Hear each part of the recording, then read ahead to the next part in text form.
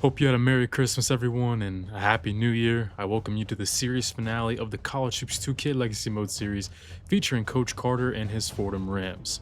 Today is the day, everyone. Coach Ken Carter's achieved basically everyone one can achieve at the helm of a struggling basketball program, multiple conference titles, the maturation of a plethora of channel-changing players, and most of all, a national title.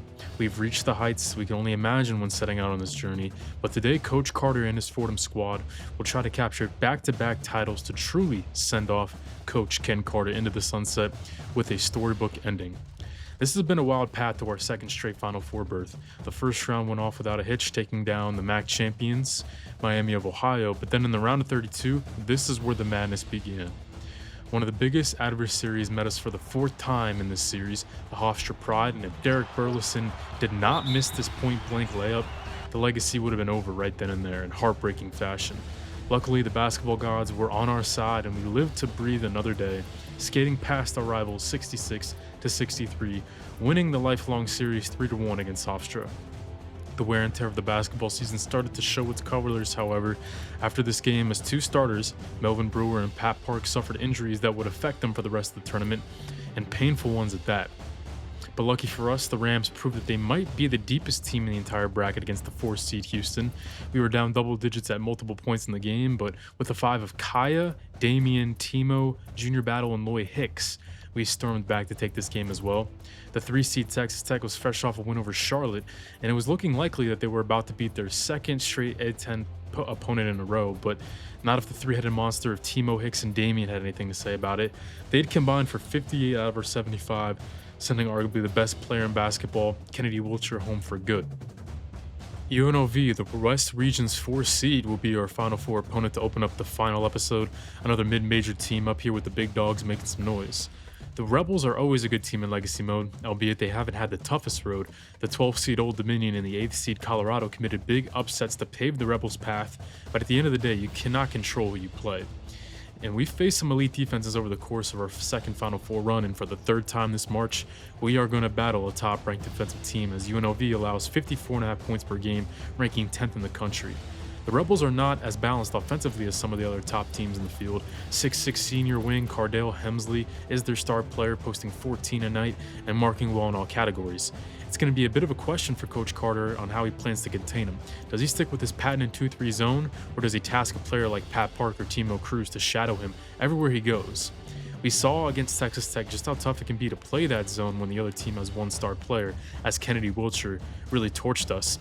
But we might not have a choice, as Pat Park and Melvin Brewer continue to play through injury in this tournament run.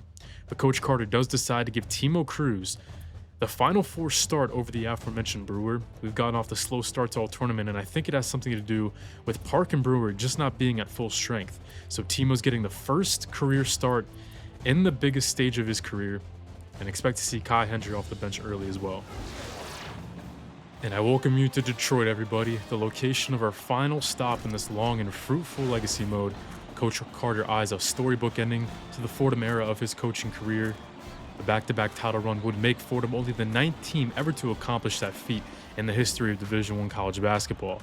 And with a trip to the national title game on the line, here we go. The winner faces the victor of Boston College or Wisconsin, and we are underway from the Motor City, and Fordham gets the ball here first.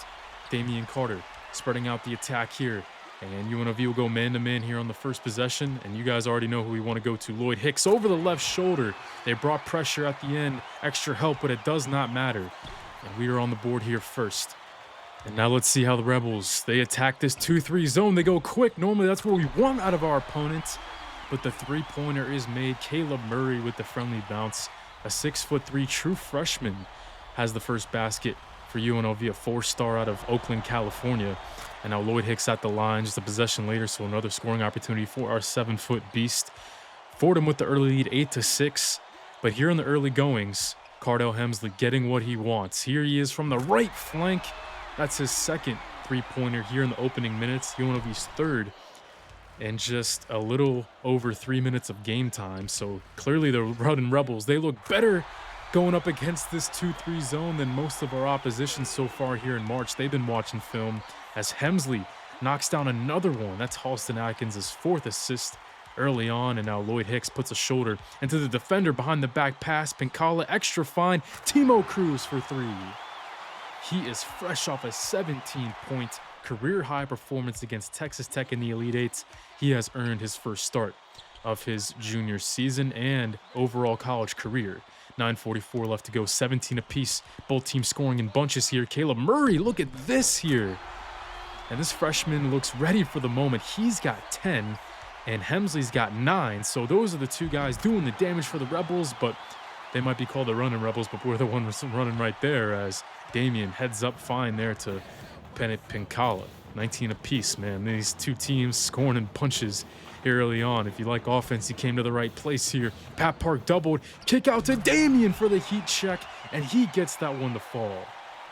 Damian was probably our best player in that Texas Tech win, 19.7 assists, and his maturation of a scorer as well as a passer has been awesome to see here this season. But the running Rebels have an answer for that. That's Halston Hawkins running the pick and pop with Kylan rushing, and now it's 22 apiece as some bench players check in. Kai Hendry, Tariq Porter, and junior battle for Fordham. Inside to rushing. That one is rejected by Tariq Porter with some authority, looking like a volleyball player on a spike. And now he wants the assist on the other end. It's Kaya Hendry for three. You can always count on him, whether it's off the bench or in the starting five. Hendry's going to be ready to go whenever he gets that rock.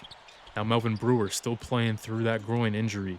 It's now dumped down to Lloyd Hicks. He started off fast, but has slowed down a little bit here. Kick out to Hendry. He's got the baseline to his advantage.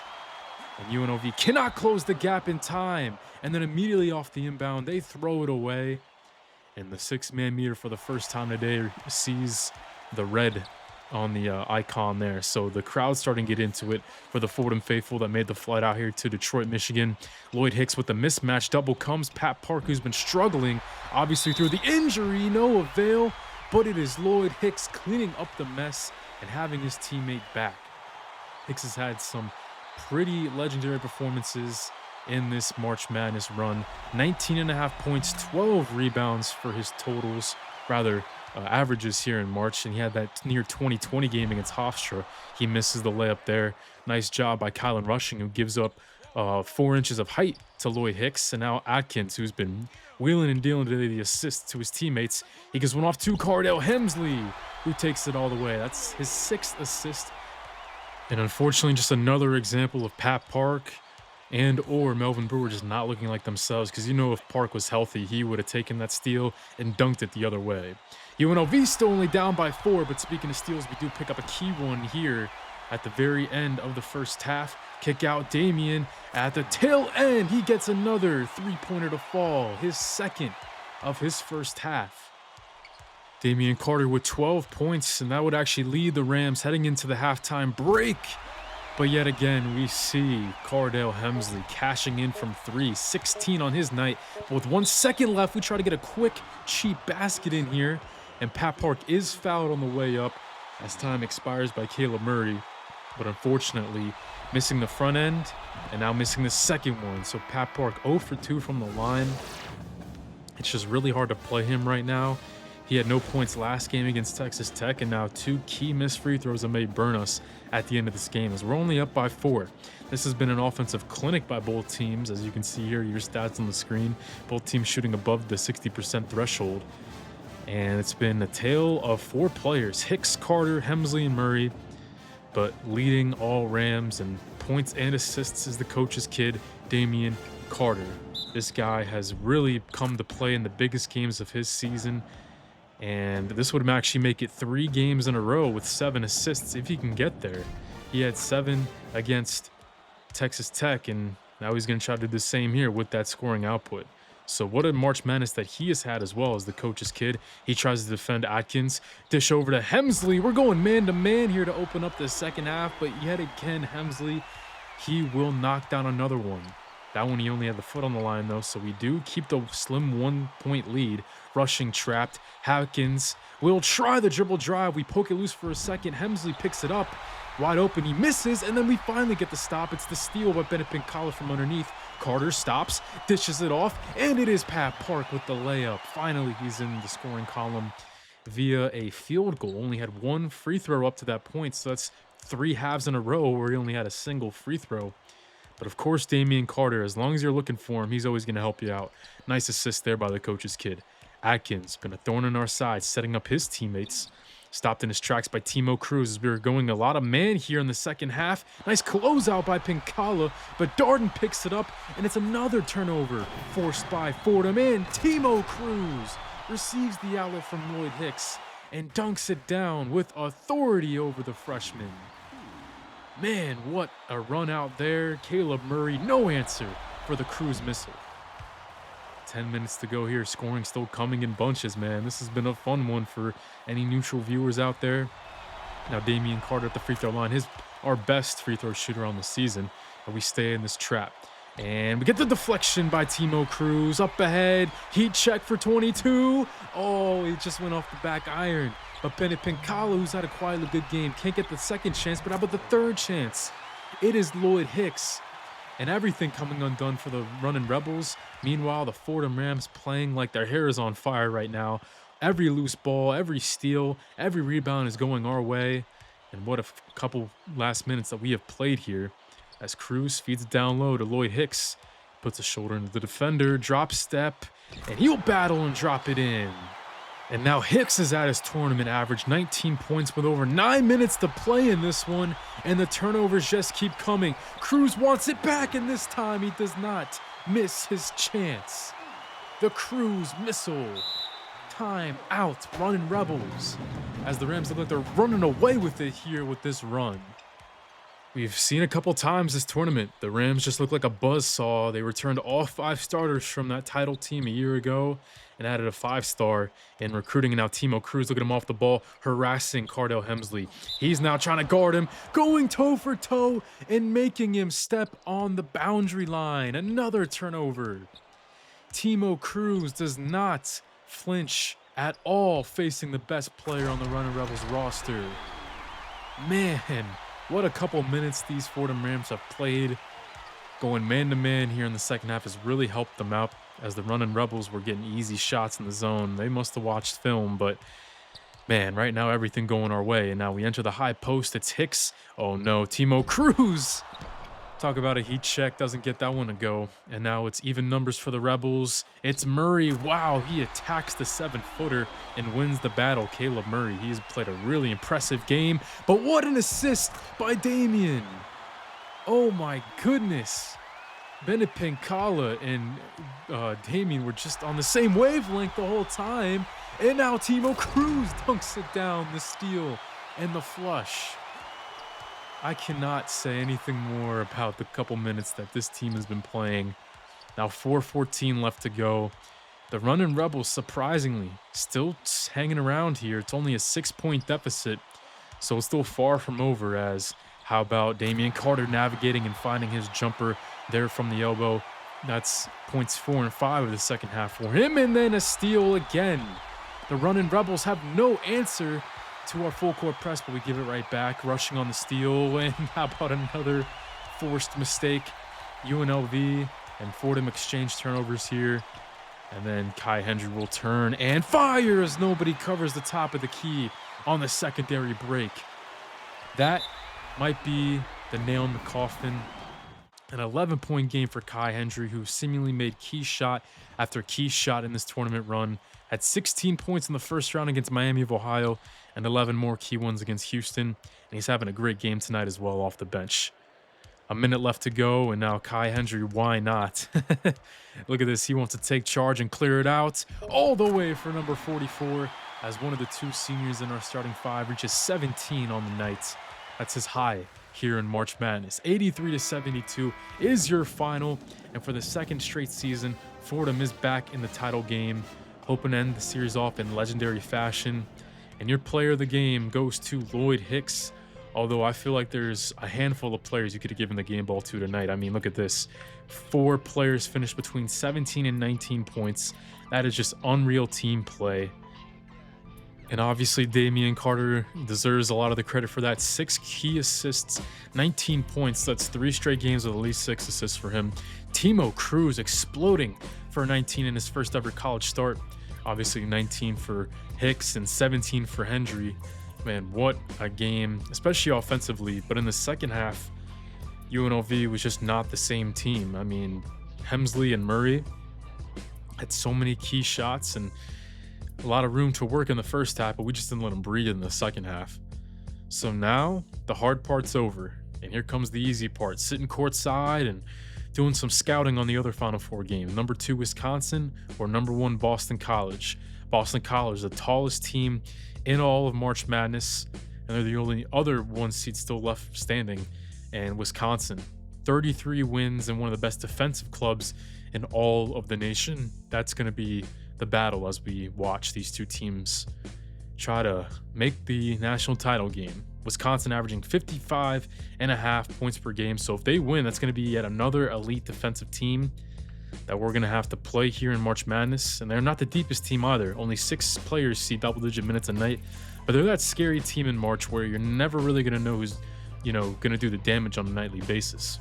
But with 1 player above 6'8", we're going to have to see if that's enough to limit the tallest team in the country.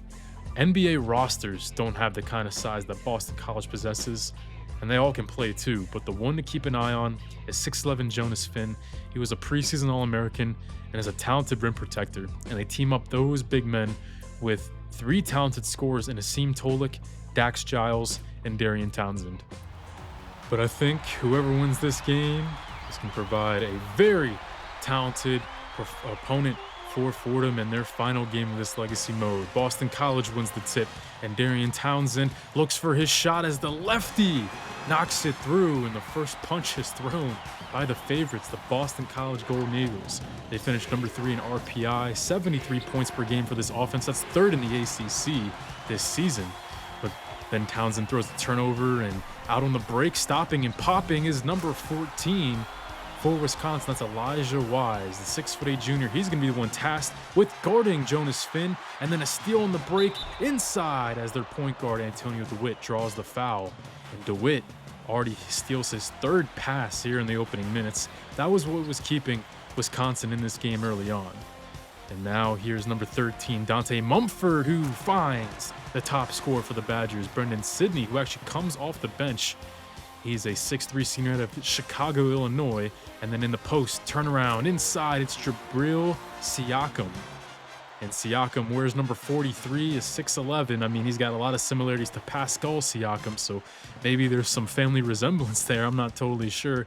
And here's Siakam from 3. You're telling me he can shoot too? Yes, he can, man. It feels like all 4 of the players above 6'10" for Boston College all can do different things. It's just really impressive, the depth that they have in their front court. And we haven't seen much of Jonas Finn yet until this rejection.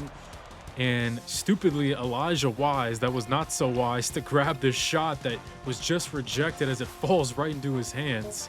Yeah, not a good move trying to challenge both Jonas Finn and Jacob Calvert, 2 6'10" plus players there.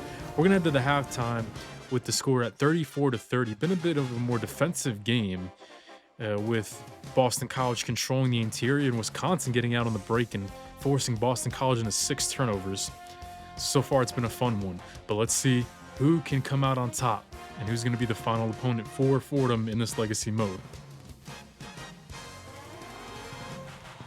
Definitely more of a defensive game than UNLV and Fordham was, but hey, I mean, 2 different flavors of basketball you're getting for one here in this Final Four in Season 6 as Wisconsin forces the break, forces the miss, and missing the layup there is Hedges. That's Benjamin Hedges, their starting small forward. He misses the point-blank layup, gets it back though, and then draws the foul on Jonas Finn. That's going to be his 3rd, so he's going to have to sit out. So a big loss here due to foul trouble is Boston College will have to deal with. Now Jabril Siakam, nice bounce pass going from one block to the other, gets the miss and then dunks it down on multiple Badgers. I bet you Coach Carter is circling number 43 in permanent ink. I mean, the way this kid's playing. I'm gonna have to change some of our game plans for next time out. If Boston College can't hold on for this win, it's still anybody's game here. But the one advantage that Wisconsin does have in their big men is that they can shoot, shown here by Elijah Wise. He gets the pass and right in the face of Jacob Calvert. He knocks this one down. It's a big time 3 as Wisconsin retakes the lead. Wise can shoot, and so can Zoran Burns, their other starting big man, as they get the steal. Antonio Witt behind the head, and dunking it down is Benjamin Hedges. What was that about athleticism, says the Badgers? What a pass, man. And what cojones to throw it as well in a game like this. And Antonio DeWitt has been playing his tail off. He was leading the Badgers in points at the half, and he's been throwing dime after dime as well. A 6'5" point guard who can just see things that other point guards can't. Double on the block. Kick out. It is Siakam, who goes all the way from the top of the key. Took a little bit of time for these offenses to hit their groove, but now we're starting to see it here later on in the game. But the Badgers do hold a 4-point lead with 5 minutes to go. Here is DeWitt breaking down the defense, and it's kicked over to the lefty, Zoran Burns, for three, a 6'11" junior. He's got three-point range. That's three-pointer number 28 on his junior campaign. Under 4 to play now. Nice screen there. And Zoran Burns will go all the way until Siakam and Jonas Finn team up for a block there. Finn finally back out on the court, playing with 3 fouls, but you couldn't tell with how aggressive he is down the stretch here. He's got 9 now. The best player for the Boston College Golden Eagles. 72-71. Don't normally see games this close in this, whenever we go CPU versus CPU, as Siakam grabs rebound number 10 to give him a double-double. And the Boston College Golden Eagles can go up by 2 possessions with a 3 here. Asim Tolik, their top scorer on the season, looks like he wanted to pull it, but he'll go down the lane, missing, and the rebound goes to him as well, and it's blocked. What a play there by Zoran Burns. And now how about another lob by Antonio DeWitt?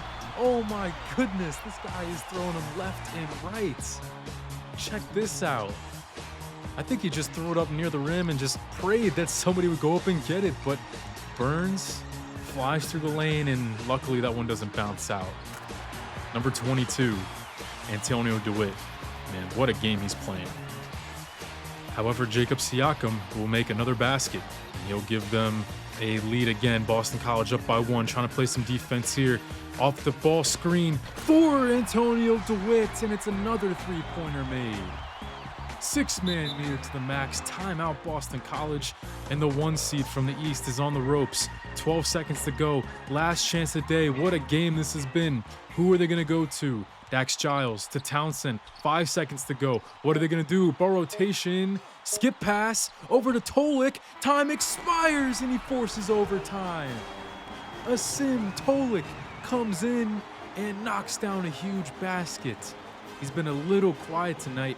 That's only points 5 and 6 for him, but it keeps the Boston College Golden Eagles season alive. And we're going to put an extra 5 minutes on the clock to decide a winner in this one. And check out that play by Dax Giles, stealing the tip from the Badgers. They did win it, but Giles takes it away. What a play that time. And he's open for the 3 on the left wing. Giles up to points 12 for him on the game. And now in the very next possession, after a stop by the Eagles, up by 3, looking to pour more on. Giles again, foot on the line. Yes, it goes in. Looks like he might be the one that steps up here in the extra period of play. And Wisconsin, they can't like the way this is starting out.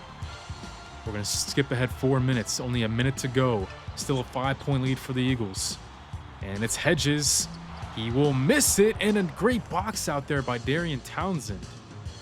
The smallest player on the floor grabs that rebound, and I think Wisconsin is just running out of gas here a little bit. Still a 5-point game, and Darian Townsend, good night, says the 6'1" point guard. 18 on his night, and the Golden Eagles will hold on. Last chance today, Mumford, no good, and the fouls will start. Siakam with another rebound, and that will end this one. 93-86 is your final. What a game. And what a performance by Siakam, a guy who only averaged 5.5 points per game entering this matchup, and he put on a clinic. We talked a lot about Jonas Finn, but instead it might be another skyscraper that we have to worry about, as he is your player of the game. He had 24, 13, and 4 blocks. But Finn, Townsend, and Giles all left their marks in this game as well. I mean, especially Giles. He's the one who really took over in the overtime period. He stole that jump ball and made 2 threes in the overtime period of play.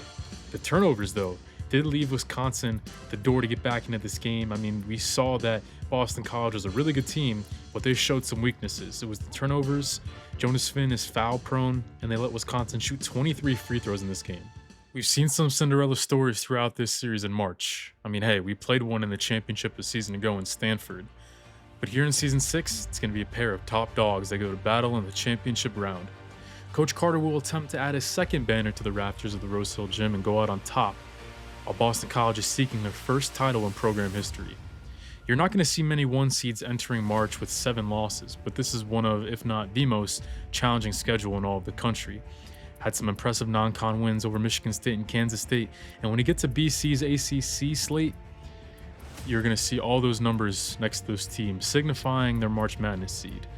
They lost in the ACC championship to Duke by a basket, and the Wisconsin win made it their second overtime victory of their postseason as A10 rival UMass took them the distance as well here in March. One last game, everybody. We've come a long way in this series.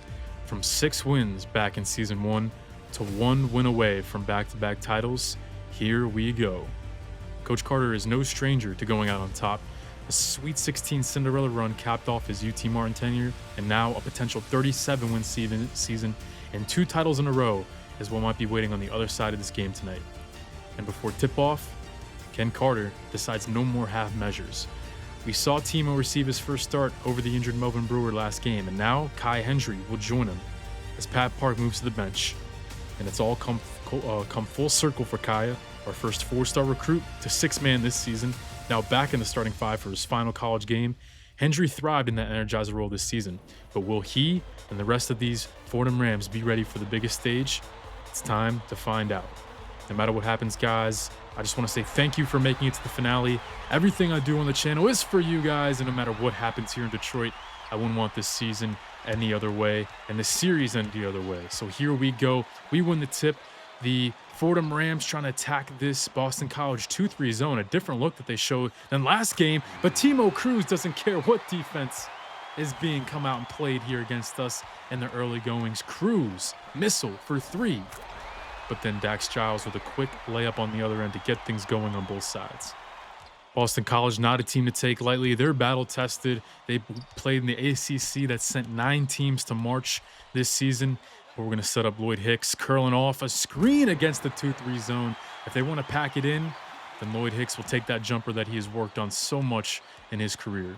The junior has the second basket, and Timo Cruz is the first victim of Jonas Finn. On that side of the floor, there's a rejection there.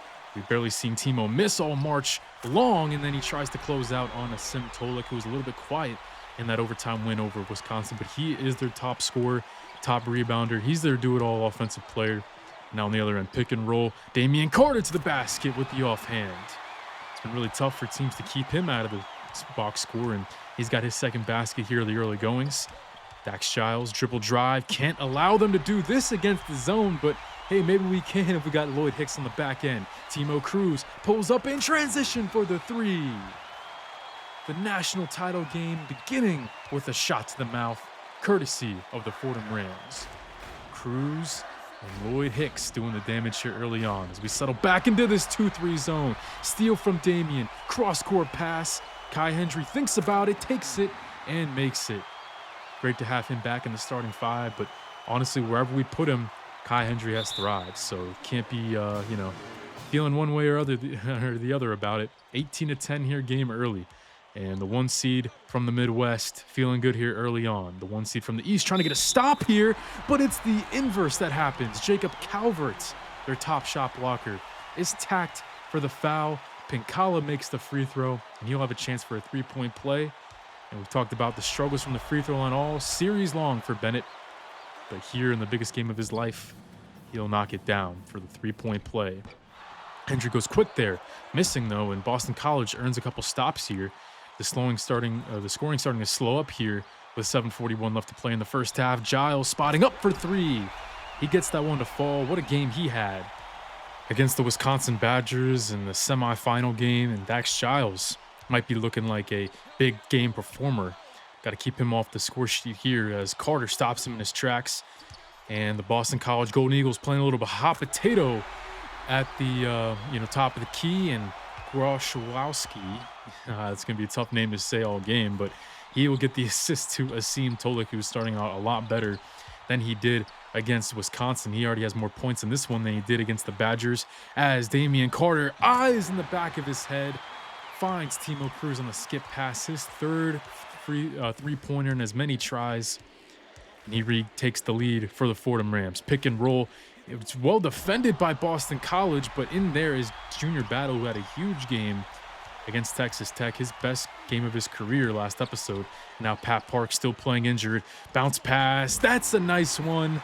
Man, everyone's looking to get Timo Cruz the ball right now, from Damian to Kaya to Lloyd, and now Pat Park gets an assist to Timo Cruz, who has 12 to lead Fordham. Well short on that try, and then blocked from behind. Siakam is rejected by Bennett Pinkala, and Cruz forces it up, and it goes in. The circus layup by the Cruz missile is good. Anything this kid touches right now turns to gold, and Coach Carter can do nothing but smile for his former Richmond 2 guard.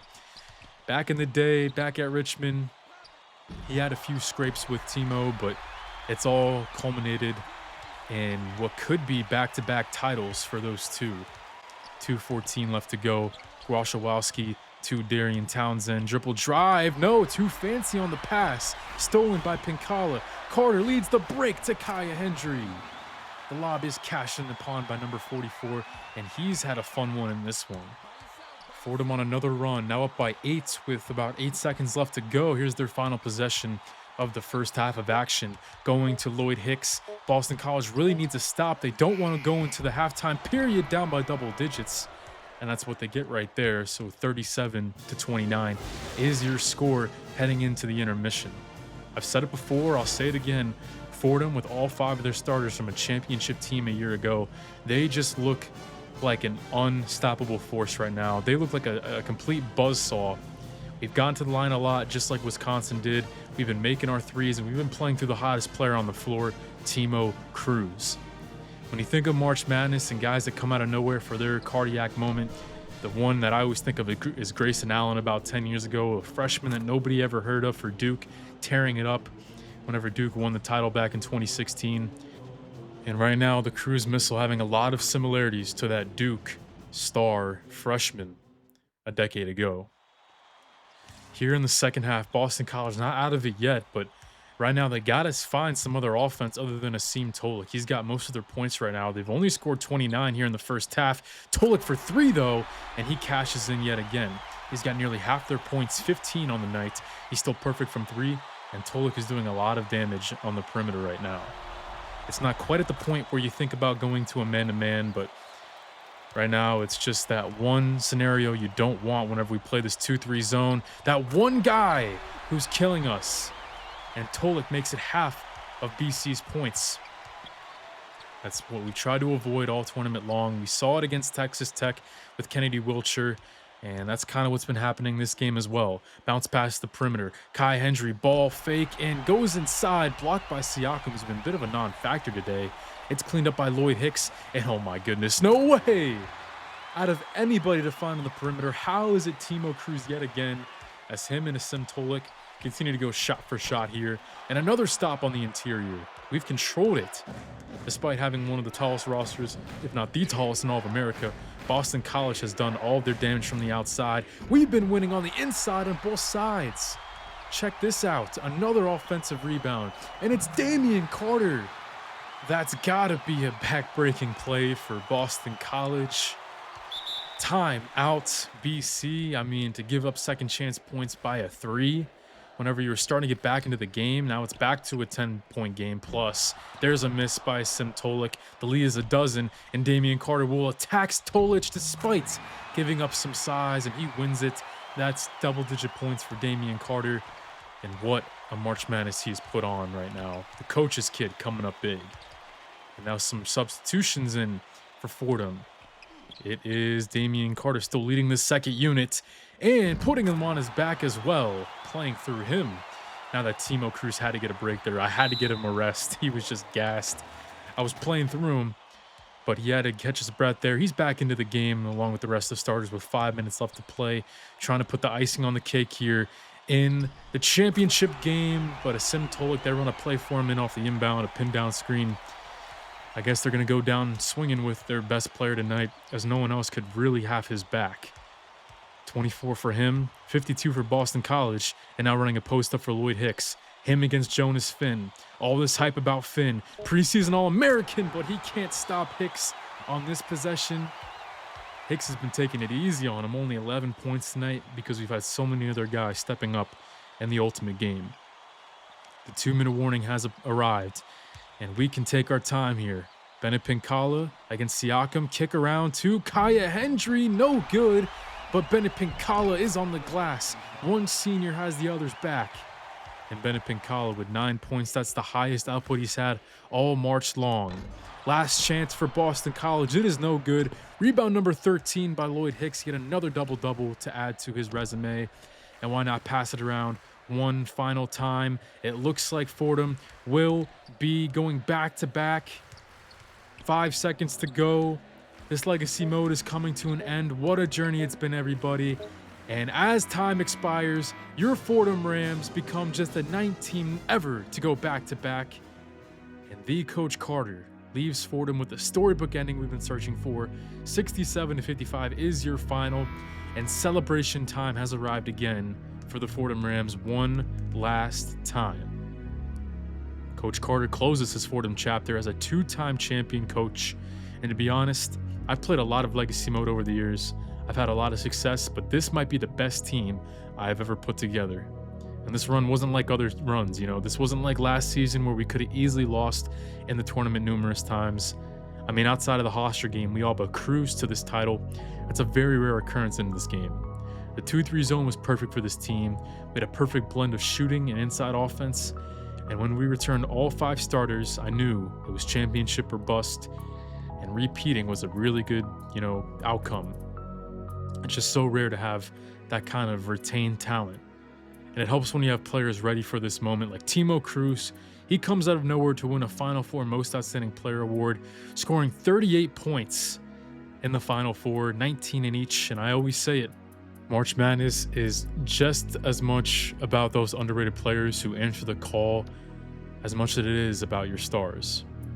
And now the only question left: where will our main character head next? Coach Carter, fresh off 2 titles at a mid-major school, what will be his next destination?